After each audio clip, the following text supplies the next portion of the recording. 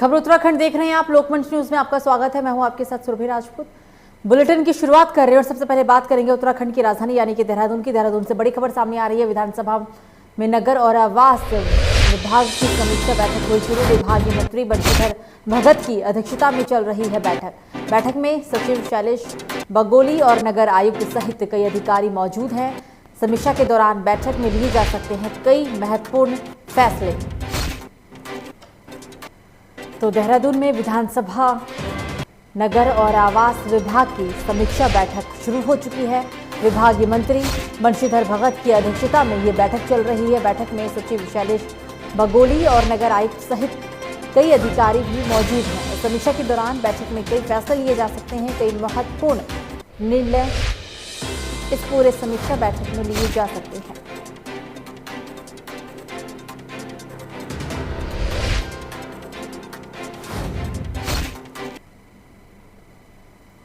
तो मंगलौर विधायक काजी निजामुद्दीन ने 3 मई को खोला ऑक्सीजन पॉइंट को सीएसएमओ और जिलाधिकारी को सूचना देने के बाद बंद कर दिया है। विधायक काजी निजामुद्दीन ने प्रेस के माध्यम से जानकारी देते हुए कहा है कि हाल ही में कोरोना के बढ़ते ग्राफ को देखते हुए अपने निजी संस्थानों में जिलाधिकारी और सीएमओ हरिद्वार की सलाह से मंगलौर में ऑक्सीजन पॉइंट की स्थापना की गई थी, जिसमें ऑक्सीजन की जरूरत वाले मरीजों को ऑक्सीजन देने का काम किया जाता था और इसी प्रक्रिया के तहत 300 से भी अधिक मरीजों को राहत भी पहुंचाई गई थी। लेकिन अब ऑक्सीजन के मरीजों में कमी आई है, इसके लिए ऑक्सीजन पॉइंट को फिलहाल के लिए बंद कर दिया गया है। साथ ही विधायक ने यह भी कहा है कि ऊपर वाले ना करे कि भविष्य में इसकी जरूरत पड़े, लेकिन ऐसी जरूरत पड़ती है तो वो फिर से इसे दोबारा शुरू कर सकते हैं, क्योंकि उनके पास संसाधनों की कमी नहीं है।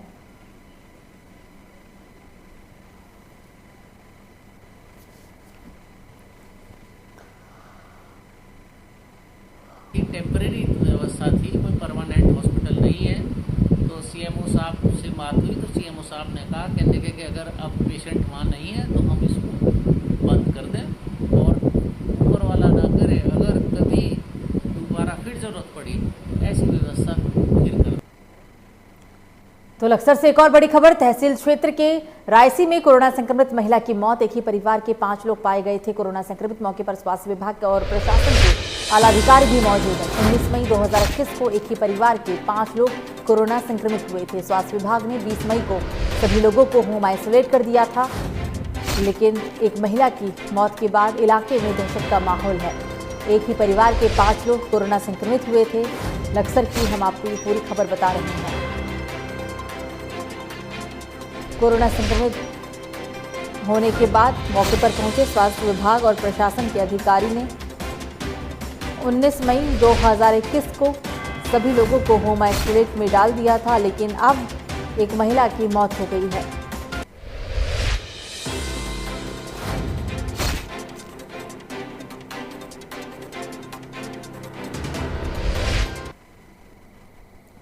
अगली खबर भी लक्सर से ही, जहां रायसी में खाद्य सोसाइटी में सोशल डिस्टेंसिंग की उड़ रही धज्जियां कोरोना जैसी घातक बीमारी को दे रहे दावत। सोशल डिस्टेंसिंग का पालन कराने में नाकाम साबित हो रहा प्रशासन। सरकार की गाइडलाइन का नहीं हो रहा पालन। तो लक्सर से एक और बड़ी खबर, जहां रायसी में खाद्य सोसाइटी में सोशल डिस्टेंसिंग की जमकर धज्जियां उड़ाई गई। कोरोना जैसी घातक बीमारी को लोग यहां दावत देते हुए दिख रहे हैं। सोशल डिस्टेंसिंग का बिल्कुल भी पालन नहीं किया जा रहा है और प्रशासन भी लोगों से सोशल डिस्टेंसिंग का पालन करवाने में विफल है।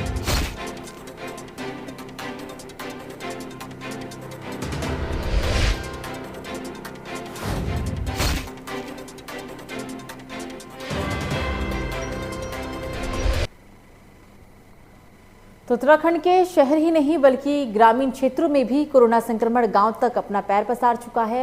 इसी संक्रमण को दूर करने के लिए विकासनगर तहसील के डाक पत्थर ग्राम प्रधान मंजू मोघा की तरफ से एक निःशुल्क कोविड टेस्ट कैंप की शुरुआत की गई।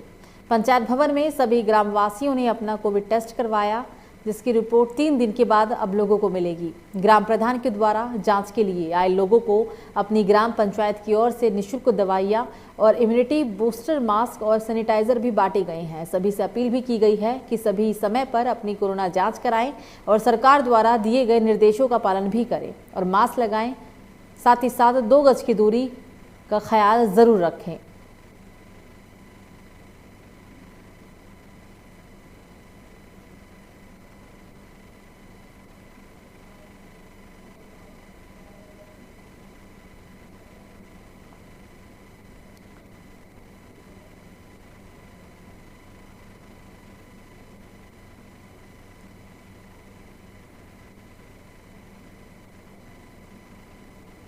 मोनिका थापा। कहाँ के रहने वाले हैं? देहरादून। अच्छा, जैसे यहाँ पे आपने कोविड टेस्ट कराया है, क्या कहेंगे? सर मैं यही कहूँगी कि कोविड टेस्ट हर किसी को करवाना चाहिए और मैं ग्राम प्रधान जी का धन्यवाद करती हूँ जो उन्होंने इतने अच्छे टेस्ट के आयोजन जो किए हैं। और मैं हर किसी को यही कहूँगी कि यही संदेश देना चाहूँगी कि अपनी सेफ्टी के लिए कोविड टेस्ट कराइए, मास्क लगाना बहुत ज़रूरी है और हाथ को सैनिटाइज। तो रामनगर में स्वर्गीय राजीव गांधी की स्मृति में महिला कांग्रेस जिलाध्यक्ष आशा बिष्ट और सभासद भुवन सिंह जगवाल के नेतृत्व में पंपापुर रामनगर सामुदायिक भवन में रक्तदान कैंप का आयोजन किया गया, जिसमें लोगों द्वारा बढ़ चढ़कर हिस्सा भी लिया गया। लगभग 35 से 40 लोगों द्वारा रक्तदान किया गया है। कोरोना महामारी को देखते हुए जनहित में आवश्यक रूप से रक्त की लगातार कमी को पूर्ण करने के लिए कृष्णा अस्पताल काशीपुर द्वारा ब्लड बैंक कैंप लगाया गया है, जिसमें सभी जनप्रतिनिधियों और सामाजिक संगठनों के लोगों ने इसमें भागीदारी दी। ब्लड कैंप के फार्मासिस्ट विभव ने बताया है कि रक्तदान करने से व्यक्ति को बहुत सी बीमारियां नहीं होती है और रक्त देने से व्यक्ति थोड़े समय में दिए हुए रक्त को रिकवर भी कर सकता है।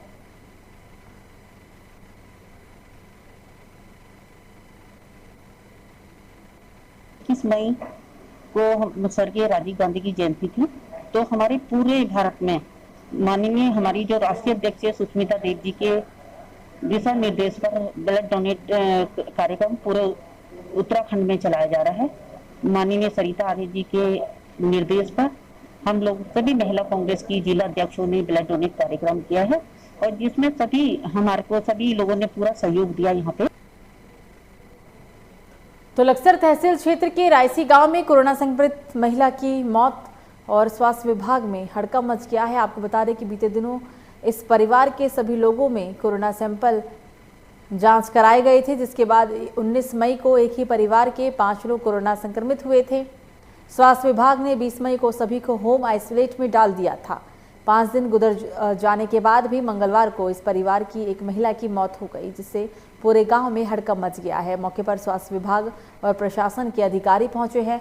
बताते चले कि परिवार के लोगों ने पीपीई किट पहनकर शव का संस्कार किया और कोविड सेंटर के डॉक्टर रोहित सैनी का कहना है कि कोविड पॉजिटिव महिला की मौत हो गई है।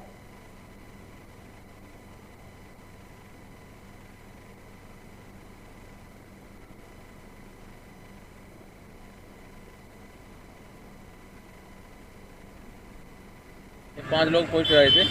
ये बुद्धो वाइफ ऑफ बसंता की डेथ हुई रात, तो आज इन्हें लेके जा रहे हैं और अब दोबारा सैंपलिंग होगी यहाँ पे। कल राइट में आएगी स्वास्थ्य विभाग लक्सर से, फिर देखते हैं। तो खबर काशीपुर से, जहां जिला उधम सिंह नगर के एसएसपी दिलीप सिंह कुंवर के द्वारा चलाए जा रहे नशे के विरुद्ध अभियान के तहत थाना आईटीआई पुलिस ने चेकिंग के दौरान 2 युवकों को भारी मात्रा में नशीले पदार्थ के साथ गिरफ्तार किया। दोनों युवक रिश्ते में भाई हैं और उत्तर प्रदेश बरेली के मोहल्ला फतेहगंज के रहने वाले हैं। मिली जानकारी के मुताबिक थाना आईटीआई पुलिस ने चेकिंग के दौरान एक मोटरसाइकिल पर सवार 2 युवकों को पुलिस ने रोकने का प्रयास किया, लेकिन पुलिस को देखकर दोनों युवक भागने लगे, जिसके बाद पुलिस ने घेराबंदी करते हुए बाइक सवार युवकों को पकड़ लिया। पुलिस को युवकों की तलाशी लेने पर उनके पास से 300 ग्राम स्मैक बरामद हुआ, जिसकी अंतर्राष्ट्रीय बाजार में कीमत लगभग 1.5 करोड़ से भी अधिक बताई गई है। काशीपुर एसएसपी प्रमोद कुमार ने खुलासा करते हुए कहा है कि पुलिस ने दोनों युवकों के खिलाफ एनडीपीसी एक्ट के तहत मुकदमा दर्ज कर उन्हें न्यायालय भेज दिया है।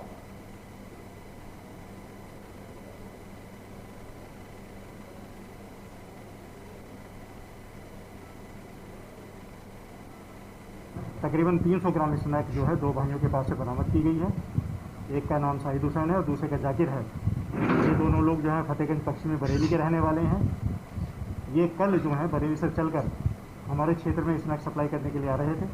चेकिंग के दौरान लोहिया पुल के आसपास थाना के पुलिस के द्वारा इनको इंटरसेप्ट किया गया। इनके द्वारा भागने की कोशिश की गई और इनको पकड़ लिया गया है। इनके पास से तकरीबन 300 ग्राम स्नैक बरामद की गई है। FIR पंजीकृत की गई है और इनको अरेस्ट करके जेल भेजा जा रहा है। और अंतर्राष्ट्रीय मार्केट में जो 300 ग्राम स्नैक है इसकी कीमत तकरीबन 1.5 करोड़ के आसपास बताई जा रही है। सर, इन 2 भाइयों का एक शाहिद है, दूसरा जाकिर है। तो इसके संबंध में और जानकारी की जा रही है। इनके प्रीवियस क्रिमिनल रिकॉर्ड है, तो बरेली जाकर हमारी टीम जो पूछताछ करेगी। इनके क्रिमिनल रिकॉर्ड के संबंध में जानकारी की जाएगी और कौन लोग इसमें इन्वॉल्व है, वहाँ क्या कैसे ये काम करते हैं, क्या इनका नेटवर्क है, उसके संबंध में पूर्ण जानकारी। तो कोरोना संक्रमण की रोकथाम के लिए नारसन ब्लॉक में निवर्तमान ग्राम प्रधानों का वैक्सीनेशन किया जा रहा है। एडीओ पंचायत धर्मपाल तेजवान ने ग्राम प्रधानों से कोरोना की रोकथाम के लिए लोगों को जागरूक करने की अपील भी की। दरअसल कोरोना से बचाव के लिए हर जगह जागरूकता अभियान चलाया जा रहा है और साथ ही लोगों का वैक्सीनेशन भी किया जा रहा है। इसी कड़ी में नारसन बॉर्डर ब्लॉक सहित स्वास्थ्य विभाग के द्वारा निवर्तमान ग्राम प्रधानों को कोरोना के संक्रमण की रोकथाम के लिए टीकाकरण किया गया। इस मौके पर लगभग 40 निवर्तमान ग्राम प्रधानों का टीकाकरण किया गया। खंड विकास अधिकारी भगवान सिंह नेगी ने कहा है कि कोरोना के संक्रमण से बचाव के लिए निवर्तमान ग्राम प्रधानों का वैक्सीनेशन किया जा रहा है और साथ ही साथ ब्लॉक स्तर से कोरोना के रोकथाम के लिए जो भी उचित सामग्री है उसको गांव तक पहुंचाया जाएगा। जो कुछ छूट गए हैं उनके लिए हमने एक वैक्सीनेशन कैंप यहाँ पे आयोजित किया गया है कि ताकि वो पहले आके अपना वैक्सीन लगवाएं जो छूटे हुए निवर्तमान प्रधान हैं और इस कार्यक्रम में वो सहयोग प्रदान करें। तो ब्लॉक लेवल पे हमने एक आज विकासखंड सभागार में एक सेशन साइट बनाई है इस कार्य के लिए। तो आपदा में अफसर तलाशने का एक और मामला मंगलौर क्षेत्र से सामने आया, जहां पठानपुरा मोहल्ले में स्थित एक मेडिकल स्टोर स्वामी ने कोरोना के इलाज के नाम पर 2 लाख रुपए ठगने का काम किया। कमाल की बात यह है कि ये मेडिकल स्टोर स्वामी स्टोर के लाइसेंस पर मरीजों को भर्ती कर मरीजों की जान से खिलवाड़ करने के साथ साथ लूट खसोट का भी काम किया करता है। नगला सलाहू गाँव की रहने वाली महिला ने कोतवाल मंगलौर में संबंधित मामले में एक तहरीर भी दी थी। महिला का आरोप है कि उसकी मां बीमार थी, जिसके चलते उसने उसे पठानपुरा स्थित डॉक्टर को इलाज के लिए दिखाया। डॉक्टर इरफान ने उसकी मां को कोरोना बताते हुए उसका इलाज किया और उससे दवाइयों के नाम पर 2 लाख रुपए ठग लिए। महिला ने अपनी मां को आराम ना होने पर मंगलौर स्थित कोविड सेंटर में भर्ती कराया, जहां उन्हें आराम मिल गया है। लेकिन इससे पहले मेडिकल स्टोर स्वामी उक्त महिला से 2 लाख रुपए की ठगी कर चुका था। महिला ने संबंधित मामले में मंगलौर कोतवाली में तहरीर भी दी। आरोपी के खिलाफ फिलहाल कार्रवाई की महिला मांग कर रही है। मम्मी की तबीयत खराब हुई थी बहुत ज्यादा। हम डॉक्टर इरफान के यहाँ आए थे और उसने हमारी मम्मी की तबीयत बहुत ज्यादा वो कर दी। पैसे लिए हमारे से, कभी 10,000 कभी 3,000 5,000 इस तरह लेते रहे। मम्मी की ज्यादा तबीयत डाउन पड़ गई थी, बहुत ही ज्यादा। कोरोना है, कोरोना साबित कर दिया था। कितने रुपए लगे टोटल? 2 लाख रुपए। अच्छा, कहाँ से लाए 2 लाख? जी आज भी लिए जी, कुछ फिंगर से रिश्तेदारों से मांगे अपने। अच्छा, यहाँ थाने मंगलौर में कब आई आप? अभी आए जी हम तो। मेरे संज्ञान में तो इस प्रकार का कोई प्रकरण नहीं आया है कि जिसमें किसी महिला के इलाज के लिए किसी चिकित्सक द्वारा 2 लाख रुपए लिए गए हों। ऐसा कोई प्रकरण मेरे संज्ञान में नहीं आया है। यदि ऐसी कोई प्रार्थना पत्र या तहरीर प्राप्त होती है तो उस संबंध में जाँच कराकर आवश्यक कार्रवाई की जाए।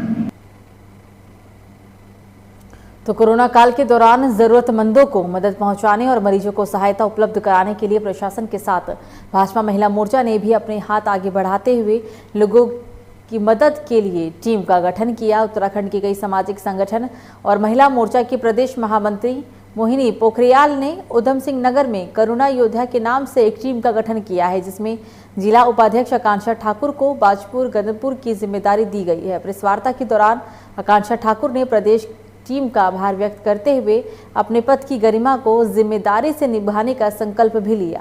इस दौरान उन्होंने गरीबों और जरूरतमंदों को ऑक्सीजन, प्लाज्मा, दवाइयों और भोजन की व्यवस्था कराए जाने की बात भी कही।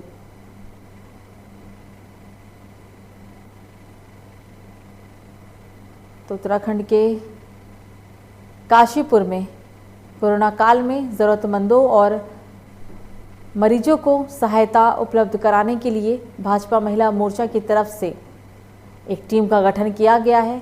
उत्तराखंड के कई सामाजिक संगठन और महिला मोर्चा की प्रदेश महामंत्री मोहिनी पोखरियाल ने उधम सिंह नगर के करुणा योद्धा टीम के नाम से एक टीम का गठन किया है, जिसमें जिला उपाध्यक्ष आकांक्षा ठाकुर को बाजपुर गदरपुर की जिम्मेदारी दी गई है।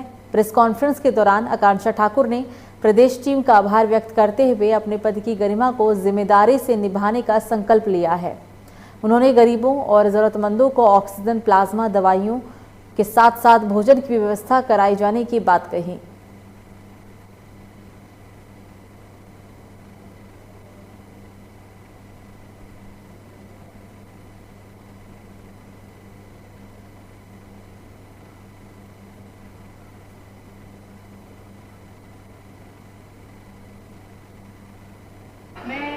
श्रीमती मोहिनी पोखरियाल जी का धन्यवाद करना चाहती हूँ, जो राष्ट्रीय महामंत्री हैं, और मैं उधम सिंह नगर से हमारे जिलाध्यक्ष शैलेश पटेला जी का भी धन्यवाद करना चाहूँगी, और हमारी बाजपुर से श्रीमती उमा जोशी जी हैं जिला महामंत्री, मैं उनका भी धन्यवाद करती हूँ, जो इस कोविड-19 के चलते उन्होंने मेरे को एक कमान सौंपी है।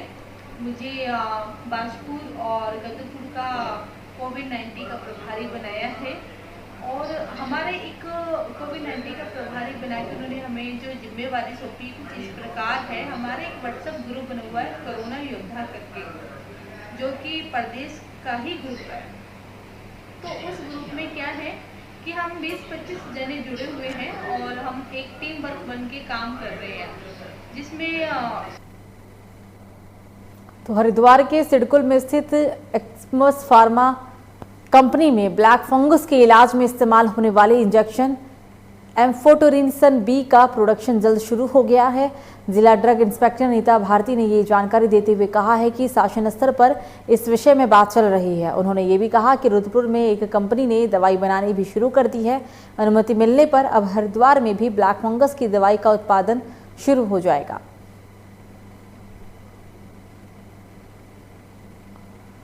तो ब्लैक फंगस से निपटने के लिए जिले के स्तर पर, प्रदेश स्तर पर तैयारियां शुरू हो चुकी है। उत्तराखंड के काशीपुर में ब्लैक फंगस के इंजेक्शन के उत्पादन को शुरू किया गया।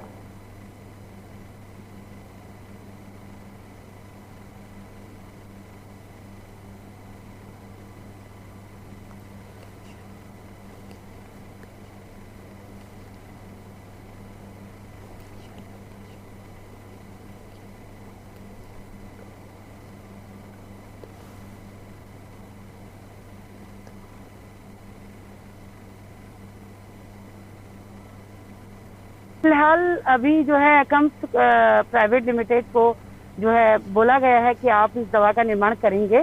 अभी उन्होंने कोई ऐसी परमिशन अभी तक नहीं ग्रांट हुई है उसको। और दूसरा जो है VHP रुद्रपुर, ये कंपनी जो है VHP ये बनाने लगी है। 27 तारीख को उसका पहला बैच रिलीज होगा, ऐसा जो मुझे ज्ञात हुआ है। और दूसरा जो है VHP को जो है रेमडेसिविर बनाने की भी अनुमति मिल चुकी है। और एकम्स ने अभी जो रेमडेसिविर बनाने के लिए जो अनुमति मांगी थी, सेंटर और स्टेट इंस्पेक्टर द्वारा विजिट कर उनको अभी जो है इस के लिए उनके डॉक्यूमेंट्स वगैरह वेरिफिकेशन हुए और उनके पास प्रॉपर फैसिलिटीज है ये सब बनाने के लिए, और वो तुरंत इस कार्य को शुरू करें। तो खबरों में आगे बढ़ते और अब बात करते अगली अहम खबर की। हरिद्वार से सामने आ रही है। हरिद्वार आबकारी विभाग ने अवैध शराब के खिलाफ बड़ी कार्रवाई करते हुए दिनारपुर फोचाकवा गांव में छापेमारी की कार्रवाई की। आपको बता दें कि आबकारी विभाग की टीम ने आरोपियों के ठिकाने से 12 ड्रमों में लगभग 3000 किलो लहन और शराब बनाने के कई उपकरण भी बरामद किए। लहन और उपकरणों को मौके पर ही नष्ट कर दिया गया। मुखबिर की सूचना पर आबकारी विभाग ने छापेमारी कर शराब बनाने के अड्डे पर कच्चा लहन भी बरामद किया। हरिद्वार आबकारी निरीक्षक लक्ष्मण सिंह बिष्ट ने बताया है कि इस मामले में अज्ञात लोगों के खिलाफ मुकदमा पंजीकृत कर लिया गया है।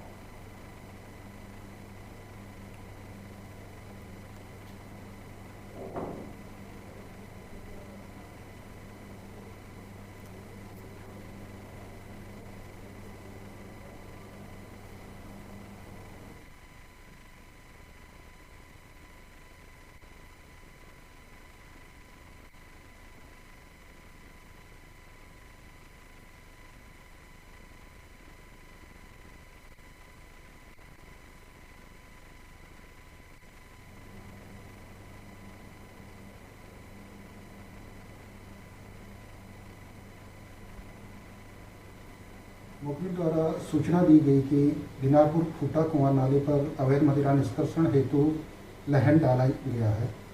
सूचना के आधार पर तत्काल एक टीम का गठन किया गया और फूटा कुआं नाले की कॉम्बिंग की गई।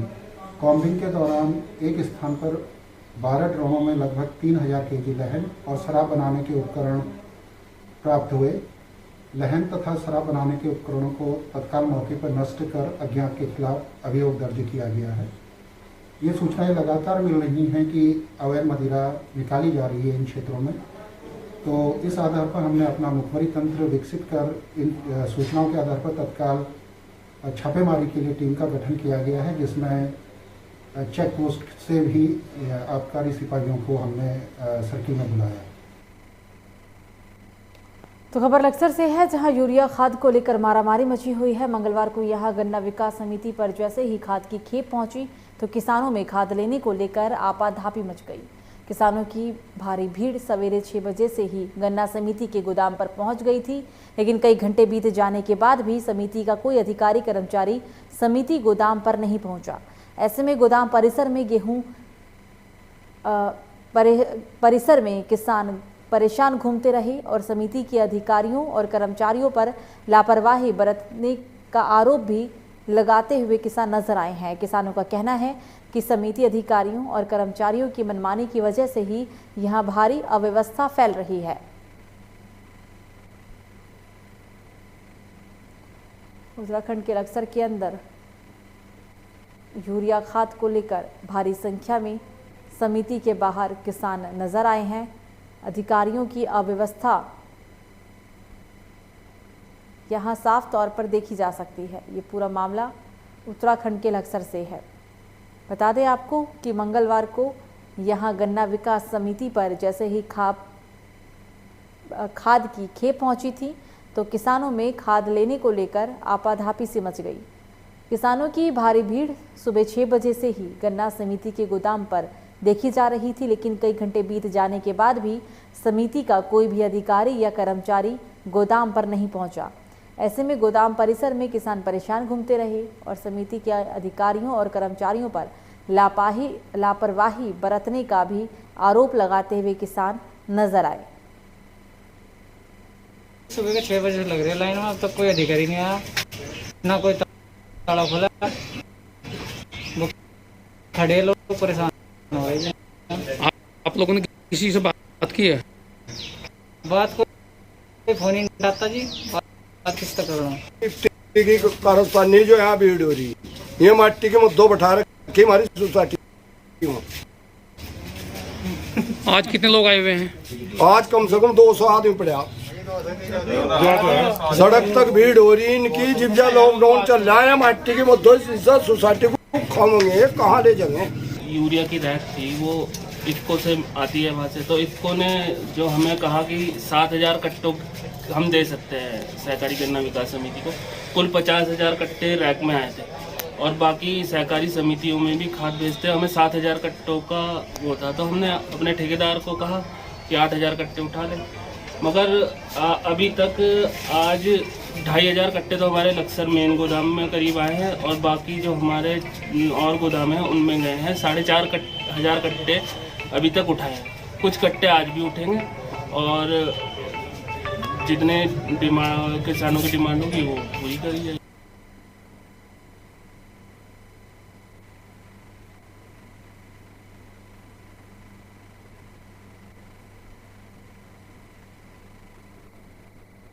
तो लालकुआं स्थित नगर पंचायत भवन में सफाई कर्मियों ने काम बंद कर अपना विरोध जताया और नगर पंचायत कार्यालय के बाहर ही धरने पर बैठ गए। नगर पंचायत ठेका सफाई कर्मियों और ठेकेदारों पर मानदेय एरियर ना देने का आरोप लगाया गया है। कर्मचारियों ने आरोप लगाते हुए पूछा है कि क्यों छोटे कर्मचारियों को ही समय पर पगार नहीं दी जाती है।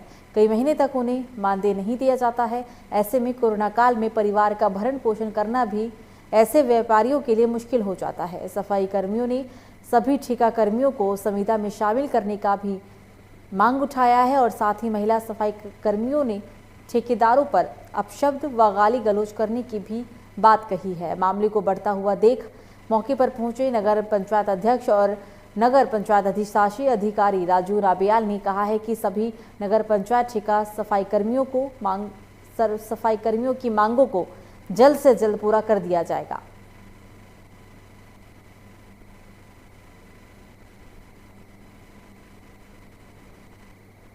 सफाई कर्मियों का उत्तराखंड के लालकुआं में प्रदर्शन देखने को मिला है।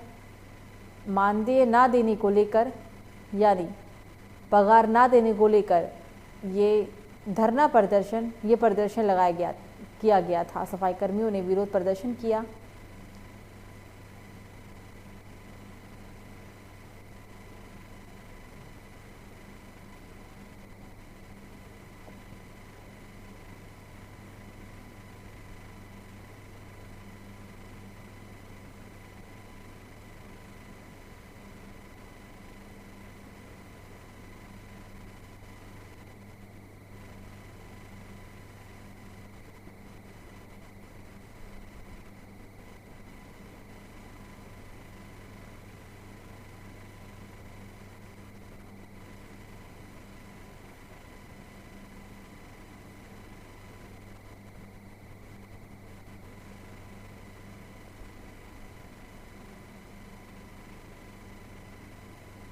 कोविड कार्यकाल चल रहा है। कोविड कार्यकाल में ये कहीं भी हड़ताल करने का कहीं प्रावधान नहीं है। महामारी लगी हुई है, आपदा का जो इस समय कोविड महामारी चल रहा है।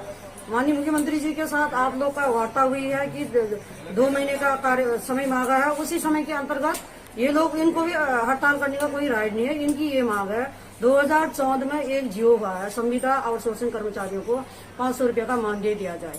तो हम के साथ हैं, क्योंकि सफाई कर्मचारियों का इस महामारी में वर्क करना एक वास्तव में बहुत ही बड़ा काम है।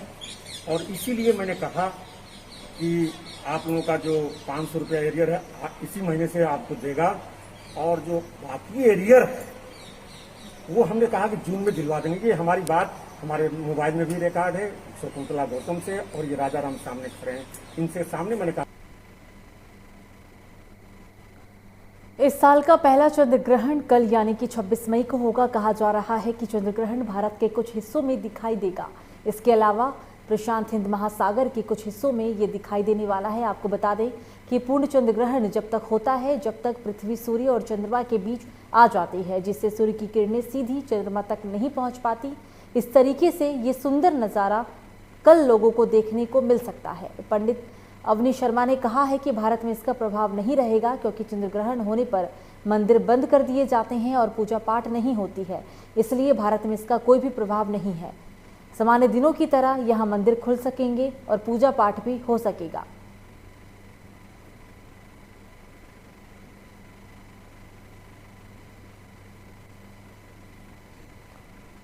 कल पहला चंद्र ग्रहण होने वाला है साल का। 26 मई को कल पहला चंद्र ग्रहण होगा, लेकिन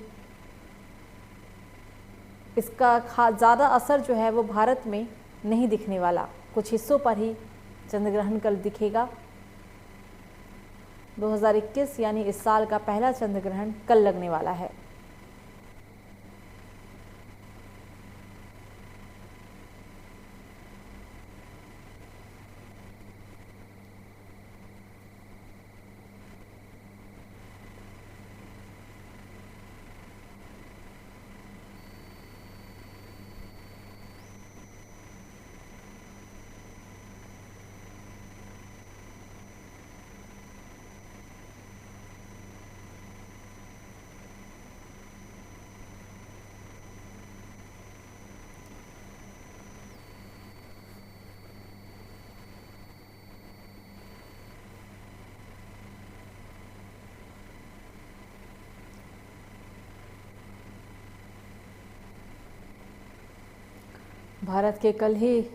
भारत के कुछ हिस्सों में कल चंद्र ग्रहण लगने वाला है। हालांकि अमूमन चंद्र ग्रहण के समय मंदिर के कपाट बंद हो जाते हैं, लेकिन अगर हम पुजारी की माने तो इसका असर कल भारत के कुछ हिस्सों में ही होगा। ज़्यादा असर इसका नहीं है और इस वजह से मंदिर के कपाट कल बंद नहीं होंगे।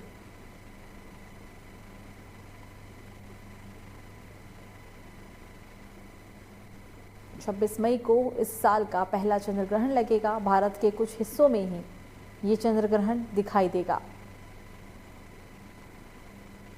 पंडित अवनी शर्मा ने कहा है कि भारत में इसका प्रभाव नहीं रहेगा क्योंकि चंद्रग्रहण होने पर मंदिर बंद किए जाते हैं और पूजा पाठ नहीं होती है। भारत में इसका कोई खास प्रभाव नहीं है, ज़्यादा प्रभाव नहीं है, इसलिए सामान्य दिनों की तरह ही यहाँ मंदिर खुले रहेंगे और पूजा पाठ भी होगी।